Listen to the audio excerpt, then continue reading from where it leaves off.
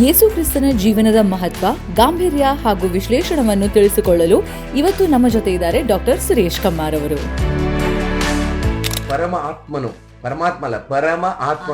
ಪರಮ ಆತ್ಮನಾಗಿರುವ ದೇವರು ತನ್ನನ್ನೇ ತಾನು ಬಲಿಯಾಗಿ ಅರ್ಪಿಸಿಕೊಂಡು ಆ ಶ್ರೇಷ್ಠ ಯಜ್ಞದಲ್ಲಿ ತನ್ನ ಬಲಿಯಾಗಿ ಅರ್ಪಿಸಿಕೊಳ್ಳುವ ಮೂಲಕವಾಗಿ ಆ ಶ್ರೇಷ್ಠ ಯಜ್ಞದ ಮೂಲಕವಾಗಿಯೇ ಮಾನವನಿಗೆ ಪಾಪ ಪರಿಹಾರ ಅಂತ ಹೇಳಿ ಆ ಶ್ಲೋಕದಲ್ಲಿ ಬರೆಯಲ್ಪಟ್ಟಿದೆ. ಹೀಗೆ ಸಾಕಷ್ಟು ನಾವು ನೋಡ್ತೇವೆ. ಅದ್ರ ಜೊತೆಗೆ ನಾವು ಶುಕ್ರವಾರ ಒಂದಿನ ಬಿಟ್ಟು ಆಮೇಲೆ ಏನ್ ಮಾಡ್ತಾರೆ, ಸಾಯಂಕಾಲವರೆಗೆ ಆತನನ್ನ ಸಮಾಧಿಗೆ ಹಾಕ್ತಾರೆ. ಒಂದು ಸಮಾಧಿ ಹಾಕಿದಾಗ ಅದೊಂದಿಷ್ಟು ವಿಷಯ ಇದೆ, ಅದನ್ನು ಮತ್ತೊಂದು ಸಾರಿ ನಾವು ಡೀಪ್ ಆಗಿ ಸ್ಟಡಿ ಮಾಡೋಣ. ಯಾಕಂದ್ರೆ ಇಲ್ಲಿ ಸಮಯದ ಅಭಾವ ಇರೋದ್ರಿಂದ ಅಲ್ಲಿ ನಾವು ಆಮೇಲೆ ನೋಡ್ಕೊಳ್ಳೋಣ. ಆಮೇಲೆ 3ನೇ ದಿನ ಮೃತ್ಯುಂಜಯನಾಗಿ ಬರ್ತಾರೆ. ಅದಕ್ಕೆ ಮೃತ್ಯುಂಜಯ ದೇವಾಯ ನಮಃ ಅಂತ ಅಂದ್ರೆ ರಿಸರೆಕ್ಷನ್ ಡೇ ಅಂತ ಹೇಳಿ, ಪುನರುತ್ಥಾನದ ದಿನ ಅಂತ ಹೇಳಿ ನಾವು ಕರೀತೇವೆ. Friday is good Friday, crucifixion. ಹೌದು. ಸೊ ಈ ಫ್ರೈಡೇನ is kind of celebration but observation. ಅದೇ ಹೇಳಿದ್ದಲ್ಲ ನಿಮ್ಗೆ, ಸ್ಯಾಕ್ರಿಫೈಸ್ ಅಂದ್ರೆ ತ್ಯಾಗ ಅಥವಾ ಬಲಿದಾನ ಅನ್ನುವಂಥದ್ದನ್ನ ಅದು ಮನುಷ್ಯನಿಗೆ ದುಃಖವನ್ನು ತಂದು ಕೊಡುವುದಲ್ಲ, ಬಿಡುಗಡೆ ಆತ್ಮ ಸಂತೋಷವನ್ನು ಕೊಡುವ ಕೊನೆಯ ಯಜ್ಞ ಇದು. ಯಾಕಂದ್ರೆ ಯಜ್ಞಂ ಮಾವಾತಿ ತಶ ಕ್ರಿಯಾ ಚಾಯತ್ ಅಂತ ಹೇಳಿದ ಹಾಗೆ ಎಲ್ಲವೂ ಏನು ಯಜ್ಞಗಳು ನಡೀತಾ ಬಂತು ಅದು ಕೊನೆಯ ಯಜ್ಞದ ಛಾಯೆಯಾಗಿತ್ತು ಅಂತೇಳಿ. ಕ್ರೂಸಿಫಿಕೇಶನ್ ಅಂತ ಕೊನೆಯ ಯಜ್ಞದ ಆ ಛಾಯೆ ಅವೆಲ್ಲ ಆಗಿತ್ತು ಅಂತೇಳಿ ಆ ಯಜ್ಞದ ಮೂಲಕವಾಗಿ ಮಾನವನ ಪಾಪ ಪರಿಹಾರ ಯಜ್ಞವಾಗಿ ಅರ್ಪಿಸಿಕೊಂಡ್ರು ಶುಕ್ರವಾರ ದಿನ. ಆಮೇಲೆ ಶನಿವಾರ ದಿನ ಅವರನ್ನ ಸಮಾಧಿಯಲ್ಲಿ ಇಟ್ರು. ಆಮೇಲೆ ದೇವರಿಗೆ ಸಾವಿಲ್ಲ ನೋಡಿ, ದೇವರಿಗೆ ಸಾವಿಲ್ಲ, ಮನುಷ್ಯರಿಗೆ ಸಾವಿದೆ, ಆದ್ರೆ 2ನೇ ಸಾವು ಬರಬಾರ್ದು ಅಂತ ಹೇಳ್ತೀವಿ. ಒಂದನೇದ್ದು ಶರೀರಕ್ಕೆ ಬರುವಂತ ಸಾವು, ಆದ್ರೆ 2ನೇ ಸಾವು ಆತ್ಮಕ್ಕೆ ಬರಬಾರ್ದು. ಆತ್ಮ ನಶಿಸಿ ನರಕಕ್ಕೆ ಹೋಗಬಾರ್ದು. ಆತ್ಮ ತಿರುಗಿ ದೈವ ಶಕ್ತಿಯಲ್ಲಿ ಅಂದ್ರೆ ದೈವತ್ವದಲ್ಲಿ ಹೋಗಿ ಆತನ ಪಾದ ಸನ್ನಿಧಿಗೆ ತಿರುಗಿ ಆ ಆತ್ಮವು ಲೀನವಾಗಬೇಕು. ಅಂದ್ರೆ ದೈವ ಆ ಒಂದು ಮುಕ್ತಿ ಮೋಕ್ಷವನ್ನು ಪಡಿಬೇಕು ಅಂತೇಳಿ. ಅದಕ್ಕಾಗಿ ಇವತ್ತು ಸಾಕಷ್ಟು ಆಯಾಮಗಳಲ್ಲಿ ಹೋಗಿದ್ದಾರೆ ಜನ, ಆದ್ರೆ ಅದನ್ನ ನೆಕ್ಸ್ಟ್ ಟೈಮ್ ನಾವು ನೋಡೋಣ. ಆದ್ರೆ ಮುಖ್ಯವಾದ ವಿಷಯ ಏನಂತಂದ್ರೆ ಈ ಕ್ರೂಸಿಫಿಕೇಶನ್ ಅಥವಾ ಈ ಒಂದು ಯಜ್ಞ ಅಂತೇನಿದೆ, ಪಾಪ ಪರಿಹಾರ ನಿವಾರಣೆ ಯಜ್ಞಕ್ಕಾಗಿ ದೇವರೇ ತನ್ನ ಸಂಕಲ್ಪವನ್ನು ತಾನೇ ನೆರವೇರಿಸಲಿಕ್ಕೋಸ್ಕರ ಈ ಲೋಕಕ್ಕೆ ಅವತಾರವೆತ್ತಿ ಬಂದನು. ದೇವರು ತನ್ನನ್ನೇ ಅರ್ಪಿಸಿಕೊಂಡನು. ಆ ದೇವರ ಯಜ್ಞದ ಮೂಲಕವಾಗಿ ಮಾನವನಿಗೆ ಪಾಪ ಪರಿಹಾರ ಆಯ್ತು ಅಂತೇಳಿ. ಅದಕ್ಕೆ 3ನೇ ದಿನ ರಿಸರೆಕ್ಷನ್ ಡೇ ಅಂದ್ರೆ ಪುನರುತ್ಥಾನದ ದಿನ. ಅಂದ್ರೆ 3ನೇ ದಿನ ಅಂದ್ರೆ ಸಂಡೇ. ಆತನಿಗೆ ದೇವರಿಗೆ ಸಾವಿಲ್ಲ, ದೇವರು ಏನ್ ಮಾಡಿದ, ಯಜ್ಞ ಮುಗೀತು, ದೈವ ಸಂಕಲ್ಪ ಮುಗಿಯಿತು, ತಿರುಗಿ ಮೃತ್ಯುಂಜಯನ ಗೆದ್ದು ಬರ್ತಾನೆ. ಇವತ್ತು ಲೋಕದಲ್ಲಿ ನಾವೆಷ್ಟೋ ಮಹಾತ್ಮರು ನೋಡ್ತೇವೆ, ಎಷ್ಟೋ ನಾವು ಇಲ್ಲಿ ಭಾರತ ದೇಶದಲ್ಲಿ ದೇವಾನು ದೇವತೆಗಳದ್ದೇ ಒಂದು ದೊಡ್ಡದಾದಂತ ಒಂದು ಲಿಸ್ಟ್ ನಲ್ಲಿ ನಾವು ನೋಡ್ತೇವೆ. ಆದ್ರೆ ಬಹಳಷ್ಟು ಕಡೆ ನೋಡ್ತೇವೆ, ಒಬ್ಬೊಬ್ಬರು ದೇವರು ಒಂದೊಂದು ಸಂಕಲ್ಪಕ್ಕಾಗಿ ಬಂದ್ರು, ಅವರು ಸಂಕಲ್ಪವನ್ನು ನೆರವೇರಿಸಿದ್ರು, ಹೊರಟೋದ್ರು. ಆದ್ರೆ ಇಲ್ಲಿ ಯೇಸು ಕ್ರಿಸ್ತನ ಸಂಕಲ್ಪ ಏನಾಗಿತ್ತಂದ್ರೆ ಮಾನವರ ಪಾಪ ಪರಿಹಾರಕ್ಕಾಗಿ ಏನು ಆ ದೈವ ಸಂಕಲ್ಪ ನೆರವೇರಿಸಕ್ಕಾಗಿ ಬಂದನೋ ಆ ಸಂಕಲ್ಪವನ್ನು ನೆರವೇರಿಸಿದ್ರು. ತಿರುಗಿ ಮೃತ್ಯುಂಜಯನಾಗಿ ಎದ್ದು ಮತ್ತೆ ಆತನು ಬಂದು ಆಮೇಲೆ 45 ದಿನಗಳ ಕಾಲ ಇಲ್ಲಿ ಶಿಷ್ಯರಿಗೆ, ಆತನ ಜಗತ್ತಿನಲ್ಲಿರುವಂತ ಎಲ್ಲಾ ಪ್ರಾಂತದಲ್ಲಿರುವಂತವ್ರಿಗೆ ಎಲ್ಲರೂ ಕಾಣಿಸಿಕೊಂಡು ಪ್ರತ್ಯಕ್ಷನಾಗಿ ಆಮೇಲೆ ಆತನು ಸ್ವರ್ಗಕ್ಕೆ ಆರೋಹಣ ಅಂದ್ರೆ ಏರಿ ಹೋಗ್ತಾನೆ, ಆರೋಹಣ ಆಗ್ತಾನೆ. ಆಮೇಲೆ ಏರಿ ಹೋಗಿ ಆಮೇಲೆ ಹೋಗ್ಬೇಕಾದ್ರೆ ಹೇಳ್ತಾನೆ, ಮತ್ತೆ ನಾನು ತಿರುಗಿ ಬರ್ಲಿಕ್ಕಿದ್ದೇನೆ ಈ ಲೋಕಕ್ಕೆ. ನಾನು ಹೆಂಗೆ ತಿರುಗಿ ಏರಿ ಹೋಗಿದ್ದೇನೋ ಮತ್ತೆ ತಾಯಿ ಗರ್ಭಲ್ಲಿ ಹುಟ್ಟಿ ಬರೋದಿಲ್ಲ, ಮತ್ತೆ ಹೇಗೆ ಏರಿ ಹೋಗಿದ್ದೇನೋ ಹಾಗೇ ನಾನು ಬರ್ಲಿಕ್ಕಿದ್ದೇನೆ. ಯಾಕಂದ್ರೆ ಲೋಕದ ಜನರಿಗೆ ನ್ಯಾಯ ತೀರಿಸೋದಕ್ಕಾಗಿ ಇದೆ.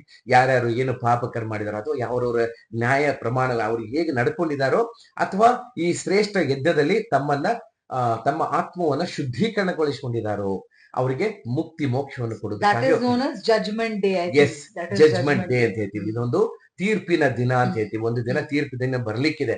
ಆದ್ರೆ ಇವತ್ತು ನಮ್ಮ ಮಾನವರು ಏನ್ ಮಾಡ್ತಾ ಇದಾರೆ ಅಂದ್ರೆ, ಕೆಲವರು ಅದ್ರ ಬಗ್ಗೆ ಯಾರಿಗೂ ಪರಿಜ್ಞಾನವೇ ಇಲ್ಲ.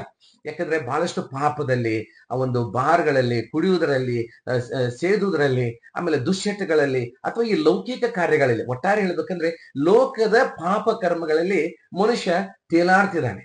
ಅಂದ್ರೆ ಯಾಕಂತಾರೆ ಅವನ ಆತ್ಮಿಕ ಕಣ್ಣುಗಳು ತೆರೆಯಲ್ಪಟ್ಟಿಲ್ಲ. ಆತ್ಮಿಕ ಕಣ್ಣು ಅಂದ್ರೆ ನಿಜವಾದ ದೇವರು ಯಾರು, ನನ್ನ ಪಾಪ ಪರಿಹಾರಕ್ಕಾಗಿ ಏನು ದಾರಿ ಇದೆ ಅನ್ನುವಂಥದ್ದನ್ನ ಒಂದು ಸಾರಿ ನಾವು ಆಲೋಚನೆ ಮಾಡ್ತಾ ಇಲ್ಲ. ಹಾಗೆ ಮಾಡಿದಾಗ ಖಂಡಿತವಾಗಿ ನಮಗೆ ಸತ್ಯ ಅವಶ್ಯಕಂ ತದ್ರಕ್ತಂ ಪರಮ ಆತ್ಮನೇನ ಪುಣ್ಯದಾನಂ ಬಲಿಯಾಗಮಂತ ಶ್ಲೋಕ ಇದೆ. ಅಂದ್ರೆ ಮಾನವರ ಸರ್ವ ಪಾಪ ಪರಿಹಾರ ಬೇಕಾದ್ರೆ ರಕ್ತಧಾರೆ ಆಗ್ಲೇಬೇಕು. ಅಂದ್ರೆ ಯಜ್ಞಕ್ಕೆ ಒಂದು ರಕ್ತಧಾರೆ ಅಥವಾ ಒಂದು ಯಜ್ಞ ಅರ್ಪಿಸಲ್ಪಡ್ಲೇಬೇಕು ಅಂತ. ಹಾಗಾದ್ರೆ ರಕ್ತ ಯಾರ್ದು? ಕುರಿ ಕೋಳಿದ ಕೊಟ್ರೆ ಅದೊಂದು ಇದೇನು ಪ್ರಾಣಿ ಹತ್ಯೆ ಆಗುತ್ತೆ. ಮನುಷ್ಯನ ಪಾಪಕ್ಕೆ ಬಲಿ ಕೊಟ್ರೆ ಅದು ನರಹತ್ಯೆ ಆಗುತ್ತೆ. ಹಾಗಾದ್ರೆ ಏನು? ಅದಕ್ಕೆ ಅಲ್ಲಿ ಯಜ್ಞಂ ಮಾವಾತಿ ತಶಾ ಕ್ರಿಯಾ ಚಾಯತ್ ಅಂತ ಒಂದು ಶ್ಲೋಕ ಇದೆ. ಯಜ್ಞಂ ಆವಾತಿ ತಶಾಕ್ರಿಯ ಚಾಯ್ತ ಅಂದ್ರೆ ಅರ್ಪಿಸಲ್ಪಟ್ಟ ಪಶುಗಳ ಯಜ್ಞವು ಮುಂದೆ ಬರಬೇಕಾಗಿದ್ದ ನಿಜ ಹಾಗೂ ಅಂತಿಮ ಯಜ್ಞದ ಛಾಯೆಯಾಗಿತ್ತು ಅಂತೇಳಿ. ಹಿಂದೆ ಏನ್ ಅರ್ಪಿಸಲ್ಪಟ್ಟ ಪಶುಗಳು ಅದೇಂದ್ರೆ ಕೊನೆಯ ಯಜ್ಞ ಅಂದ್ರೆ ಯೇಸು ಕ್ರಿಸ್ತನ ಯಜ್ಞಕ್ಕೆ ಅದೆಲ್ಲ ಛಾಯೆ ಅಂದ್ರೆ ಶಾಡೋ ಆಫ್ ಒಂದು ಏನು ಈ ಕ್ರೂಸಿಫಿಕೇಶನ್ಗೆ ಒಂದು ಸ್ಯಾಡೋ ಅಂತೇಳಿ ಹೇಳ್ತೀವಿ. ಅದಕ್ಕೆ ದೇವರು ಈ ಲೋಕಕ್ಕೆ ಅವತರಿಸಿ ಬಂದನು. ಅದಕ್ಕೆ ಆ ಒಂದು ಶ್ಲೋಕದಲ್ಲಿ ಹೇಳಿರೋ ಪ್ರಕಾರವೇ ಆತನ ಅವತರಿಸಿ ಬರ್ತಾನೆ. ಇಲ್ಲಿ ನಾವು ನೋಡ್ತೇವೆ, ಮುಖ್ಯವಾಗಿ ಬಂದ ನಂತರ ಅಲ್ಲಿ ನಾವು ನೋಡ್ತೇವೆ ಅಪುತ್ರಶ ಗತಿ ನಾಸ್ತಿ ನೈವೇಚ್ಯ ಎಂಬುದಾಗಿ ಹೇಳಿದ ಪ್ರಕಾರವೇ ಆಗಲೇ ತಮಗೆ ಹೇಳಿದೆ ನಾನು, ದೇವರ ಮಗನಿಲ್ಲದಿದ್ರೆ ಮುಕ್ತಿ ಇಲ್ಲ, ಮೋಕ್ಷವಂತೂ ಇಲ್ವೇ ಇಲ್ಲ ಅಂತೇಳಿ. ಅದಕ್ಕೆ ಇನ್ನಷ್ಟು ಶ್ಲೋಕಗಳಲ್ಲಿ ಬರಲ್ಪಟ್ಟಿದೆ. ಅಂದ್ರೆ ತ್ರೈಶೂಲ ಧಾರಿಯೇ ನಮ ಎಂಬುದಾಗಿ ಒಂದು ಶ್ಲೋಕ ಬರಲ್ಪಟ್ಟಿದೆ. ತ್ರೈ ಅಂದ್ರೆ 3, ಶೂಲ ಅಂದ್ರೆ ಮೊಳೆ. 3 ಮೊಳೆಗಳನ್ನ ಧರಿಸಿಕೊಂಡವನೇ ನಿನಗೆ ನಮೋ ನಮಃ ಅಂತೇಳಿ ಋಷಿಮುನಿಗಳ ಆಗಿನ ಕಾಲದಲ್ಲಿ, ಹಿಂದಿನ ಋಷಿಮುನಿಗಳ ಕಾಲದಲ್ಲಿ ಉಲ್ಲೇಖ ಮಾಡಿಟ್ಟು ಹೋದ್ರು. ಅವರು ನೋಡಿ, ಅವರಿಗೆ ದೈವ ಪ್ರೇರಣೆ ಆಯ್ತು, ಬರೆದ್ರು. ಅವರು ತಮ್ಮ ಶಕ್ತಿಯಿಂದ ಬರಲಿಲ್ಲ, ದೈವ ಪ್ರೇರಣೆಯಿಂದ ಬರಲ್ಪಟ್ಟು. ತ್ರೈಶೂಲ ಧಾರಿಯೇ ನಮ ಅಂದ್ರೆ ತ್ರೈ ಅಂದ್ರೆ 3, ಶೂಲ ಅಂದ್ರೆ ಮೊಳೆ. ಈ ಕೈಯಲ್ಲಿ 1, ಈ ಕೈಯಲ್ಲಿ 1, ಕಾಲಲ್ಲಿ 1, 3 ಮೊಳೆಗಳನ್ನ ಧರಿಸಿಕೊಂಡವನೇ ನಿನಗೆ ನಮೋ ನಮ ಅಂತೇಳಿ. ಆಮೇಲೆ ಪಂಚಗಾಯತೆ ನಮಃ ಎಂಬುದಾಗಿ ಒಂದು ಶ್ಲೋಕ ಇದೆ. ಈ ಪಂಚಗಾಯತೆ ಅಂದ್ರೆ ಪಂಚ ಅಂದ್ರೆ 5 ಗಾಯಗಳು, ಪಂಚ ಮತ್ತು ಗಾಯ ಅಂದ್ರೆ ಗಾಯಗಳು, ಮೈ ಮೇಲಂತೆ ಗಾಯಗಳು ಅಂತ ಹೇಳಿ. ಅದನ್ನ ಇನ್ನೊಂದಿಷ್ಟು ಡೀಪ್ ಸ್ಟಡೀಸ್ ಇದೆ. ಇನ್ನೊಂದು ಭಾಗದಲ್ಲಿ ಆ ವಿಷಯ ಯಾರ್ಯಾರಿಗೆ ಎಷ್ಟೆಷ್ಟು ಗಾಯಗಳಾಯ್ತು ಅನ್ನೋದನ್ನ ಇನ್ನೊಂದು ಭಾಗದಲ್ಲಿ ನಾವು ಯಾವಾಗಾದ್ರೂ ಮತ್ತೆ ಆಧ್ಯಾತ್ಮ ಸಂಶೋಧನೆ ಭಾಗವಾಗಿ ನಾವು ಬಂದಾಗ ಅದನ್ನ ನಾವು ನೋಡಿಕೊಳ್ಳೋಣ. ಇಲ್ಲಿ ಪಂಚಗಾಯತೆ ನಮ್ಮ ಅಂದ್ರೆ 5 ಗಾಯಗಳನ್ನ ಹೊಂದಿದವನು. ಮೊದಲೇದು ಈ ಗಾಯ 2, ಮತ್ತು ಕಾಲಿನಲ್ಲಿ ಮಳೆಯನ್ನು ಹೊಡೆದಿದ್ದು 3ನೇ ಗಾಯ ಅಂದ್ರೆ ಶಿಲುಬೆಯ ಯಜ್ಞದಲ್ಲಿ 3 ಗಾಯಗಳು, ಮತ್ತು ಮುಳ್ಳಿನ ಕಿರೀಟವನ್ನು ಆತನಿಗೆ ಧರಿಸ್ತಾರೆ, ಅದು ಒಂದು 4ನೇ ಗಾಯ. ಆತನು ಅಲ್ಲಿ ಆತನಿಗೆ ಪ್ರಾಣ ಹೋಗಿದೆ ಇಲ್ಲವನ್ನು ಚೆಕ್ ಮಾಡೋದಕ್ಕೆ ಆಗಿನ ಕಾಲದಲ್ಲಿ ಒಂದು ಈಟಿಯನ್ನು ತಗೊಂಡು ಪಕ್ಕೆಯಲ್ಲಿ ಚುಚ್ತಾ ಇದ್ರು. ಯಾರಿಗೆ ಶಿಲುಬೆಗೆ ಯಜ್ಞಕ್ಕೆ ಹಾಕಿದ್ರೆ ಅವ್ರಿಗೆ ಪಕ್ಕೆಯಲ್ಲಿ ಚುಚ್ಚಿದಾಗ ಮೊದಲು ರಕ್ತ ಬರಬೇಕು, ಆಮೇಲೆ ಪಕ್ಕೆಯಿಂದ ಒಂದಿಷ್ಟು ನೀರು ಬರಬೇಕು. ನೀರು ಬಂದ್ರೇನೆ ಅವನು ಅಲ್ಲಿ ಕಂಪ್ಲೀಟ್ ಆಗಿ ಸತ್ತಿದ್ದಾನೆ ಅಥವಾ ಆ ಒಂದು ಜೀವ ಹೋಗಿದೆ ಅನ್ನುವಂಥದ್ದು ಗುರುತಕ್ಕಾಗಿ ಚುಚ್ತಾ ಇದ್ರು. ನೋಡಿ, 5 ಗಾಯಗಳನ್ನ ಹೊಂದಿದವನೇ ನಿನಗೆ ನಮೋ ನಮ ಎಂಬುದಾಗಿ ಅಲ್ಲಿ ಬರಲ್ಪಟ್ಟಿದೆ. ಹಾಗೇನೆ ಇನ್ನೊಂದು ಹೇಳ್ತೀನಿ ನಿಮಗೆ, ಇದು ಶುಭ ಶುಕ್ರವಾರ ದಿನದಿಂದ ಏನಾಗ್ತದ್ರೆ ಇನ್ನೊಂದು ಈ ಸಕ್ರಿಫೈಸ್ ಅಂತ ಹೇಳ್ತೀವಿ. ಸಕ್ರಿಫೈಸ್ ಅಂದ್ರೆ ತ್ಯಾಗ ಅಥವಾ ಬಲಿದಾನ. ಈ ಬಲಿದಾನ ನಮಗೆ ದುಃಖವನ್ನು ತಂದು ಕೊಡುವಂತದ್ದಲ್ಲ, ಇದು ನಮಗೆ ಬಿಡುಗಡೆಯನ್ನು ತಂದು ಕೊಡುವಂತದ್ದು. ಪರಿಹಾರ, ಪಾಪ ಪರಿಹಾರ ಯಜ್ಞ ಅಂತ ಹೇಳ್ತೀವಿ.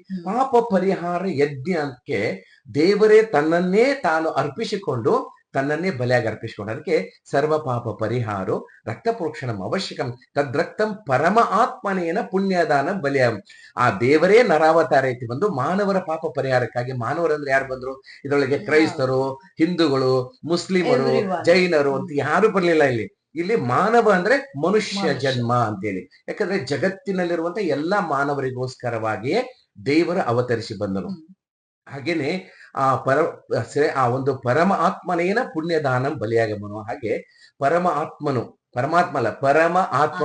ಪರಮ ಆತ್ಮನಾಗಿರುವ ದೇವರು ತನ್ನನ್ನೇ ತಾನು ಬಲಿಯಾಗಿ ಅರ್ಪಿಸಿಕೊಂಡು ಆ ಶ್ರೇಷ್ಠ ಯಜ್ಞದಲ್ಲಿ ತನ್ನ ಬಲಿಯಾಗಿ ಅರ್ಪಿಸಿಕೊಳ್ಳುವ ಮೂಲಕವಾಗಿ, ಆ ಶ್ರೇಷ್ಠ ಯಜ್ಞದ ಮೂಲಕವಾಗಿಯೇ ಮಾನವನಿಗೆ ಪಾಪ ಪರಿಹಾರ ಅಂತೇಳಿ ಆ ಶ್ಲೋಕದಲ್ಲಿ ಬರೆಯಲ್ಪಟ್ಟಿದೆ. ಹೀಗೆ ಸಾಕಷ್ಟು ನಾವು ನೋಡ್ತೇವೆ. ಅದ್ರ ಜೊತೆಗೆ ನಾವು ಶುಕ್ರವಾರ ಒಂದಿನ ಬಿಟ್ಟು ಆಮೇಲೆ ಏನ್ ಮಾಡ್ತಾರೆ, ಸಾಯಂಕಾಲವರೆಗೆ ಆತನನ್ನ ಸಮಾಧಿಗೆ ಹಾಕ್ತಾರೆ. ಒಂದು ಸಮಾಧಿ ಹಾಕಿದ ಅದೊಂದಿಷ್ಟು ವಿಷಯ ಇದೆ, ಅದನ್ನ ಮತ್ತೊಂದು ಸಾರಿ ನಾವು ಡೀಪ್ ಆಗಿ ಸ್ಟಡಿ ಮಾಡೋಣ.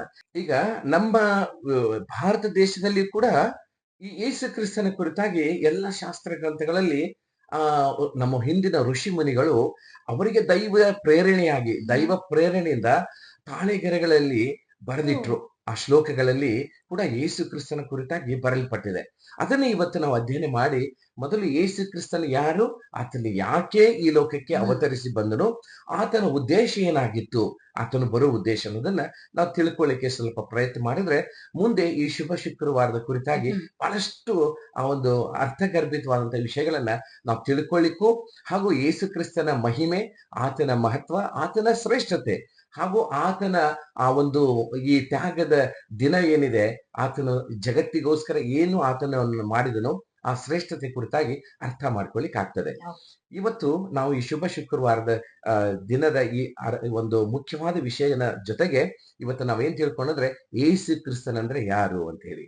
ನೋಡಿ, ಯೇಸು ಕ್ರಿಸ್ತನ್ ಅಂತಂದ್ರೆ ಈ ಒಂದು ಎಲ್ಲಾ ಶಾಸ್ತ್ರಗ್ರಂಥದಲ್ಲಿ ಬರೆಯಲ್ಪಟ್ಟ ಪ್ರಕಾರವೇ ಮನುಷ್ಯ ಪಾಪದಲ್ಲಿ ಬಿದ್ದಾಗ, ಅಂದ್ರೆ ಮನುಷ್ಯ ತಿಳಿದೋ ಅಥವಾ ತಿಳಿಯದೆಯೋ ಪಾಪ ಕರ್ಮಗಳಲ್ಲಿ ಬಿದ್ದಾಗ ಅದಕ್ಕೆ ಏನ್ ಮಾಡ್ತಿದ್ರು ಹಿಂದಿನ ಕಾಲದಲ್ಲಿ, ನಮ್ಮ ಹಳೆ ಅಂದ್ರೆ ಓಲ್ಡೆಸ್ಟ್ ಕಾಲದಲ್ಲಿ ಅವಾಗ ಏನ್ ಮಾಡ್ತಿದ್ರೆ ಪ್ರಾಣಿಗಳನ್ನ ಬಲಿ ಕೊಡ್ತಾ ಇದ್ರು ಯಜ್ಞಗಳಿಗೆ. ಯಜ್ಞಗಳಿಗೆ ಯಾಕೆ ಬಲಿ ಕೊಡ್ತಾ ಇದ್ರೆ ನಮ್ಮ ಪಾಪವೆಲ್ಲ ಹೋಗ್ಲಿ ಅಂತೇಳಿ ಅದಕ್ಕೆ ಒಂದು ಕುರಿಯನ್ನ ತಂದು ಅದರ ಮೇಲೆ ಕೆಂಪು ಒಲ್ಲೆಯನ್ನ ಹಾಕಿ ಅದರ ಮೇಲೆ ಕುಟುಂಬದವರೆಲ್ಲರೂ ಅದರ ಮೇಲೆ ಕೈ ಇಟ್ಟು ಅದಕ್ಕೆ ಏನು ತಮ್ಮ ಎಲ್ಲ ಪಾಪಗಳು ಅದರ ಮೇಲೆ ಹೋಯ್ತು, ದೋಷವೆಲ್ಲ ಪರಿಹಾರ ಆಯ್ತು ಅಂತೇಳಿ ಅದನ್ನ ಬಲಿ ಕೊಡ್ತಾರೆ. ಅದಕ್ಕೆ ಕಾಲಿಗೆ ಮೊಳೆಗಳನ್ನು ಹೊಡೆದು ಆಮೇಲೆ ಅದನ್ನ ಬಲಿ ಕೊಡ್ತಾ ಇದ್ರು.